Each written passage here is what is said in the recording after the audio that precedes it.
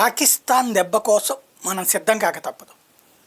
ఇక్కడ పాకిస్తాన్ నిన్నటి నుంచి వాస్తవంగా ప్రత్యక్షంగా వైఫల్యం. ఈ వైఫల్యాన్ని కవర్ చేసుకోవడానికి కథ నాటకం ఆడుతోంది. బేసిక్గా భారత్ వేసిన ఎత్తుగడ పాకిస్తాన్ బెత్తరపోయేలా చేస్తుంది. సరిహద్దులు దాటకుండా కూడా తమని దెబ్బతీస్తుంది. అది కూడా ఎయిర్ ఫోర్స్తో అనుకోలేదు. భూమి మీద నుంచి వచ్చేటటువంటి మిస్సైల్స్ని గురించి ఆలోచించింది.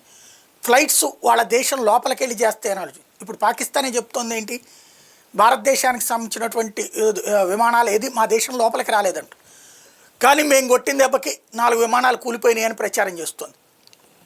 ఇలాంటి తప్పుడు ప్రచారంతో, కాలక్షేప ప్రచారంతో కాలం వెళ్ళబుచ్చుతుంది. అది అట్ ద సేమ్ టైం ఏదో ఒకటి చేసి చూపెట్టాలి. ఎందుకు, పాకిస్తాన్ ఆర్మీ చీఫ్ పరువు పోయింది. మొన్ననే బెలూచ్ రెబల్స్ కొట్టిన దెబ్బలు, వరుసబెట్టి కొట్టిన దెబ్బలతో, ఈవెన్ వాళ్ళ ట్రైన్ ఆపి చంపిన చంపుడుతో పరువు పోయినటువంటి ఆసిఫ్ మునీర్ దాన్ని డైవర్ట్ చేసుకోవడం కోసం, తన అసమర్థతని కవర్ చేసుకోవడం కోసమే ఇక్కడ పహల్గావ్ దాడికి సూత్రధారయ్యాడు.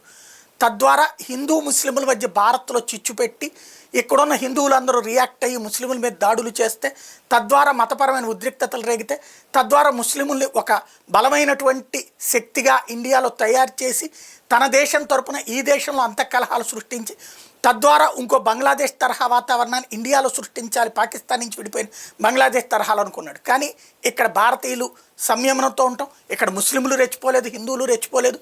చట్టబద్ధమైన శిక్ష కావాలనుకున్నారు, ప్రభుత్వం పరమైన శిక్ష కావాలనుకున్నారు, చేసి చూపించారు. కాబట్టి ఇప్పుడు వాడి పాచిక పారలేదు. ఇక నెక్స్ట్ ఏం చేస్తాడు వాడు?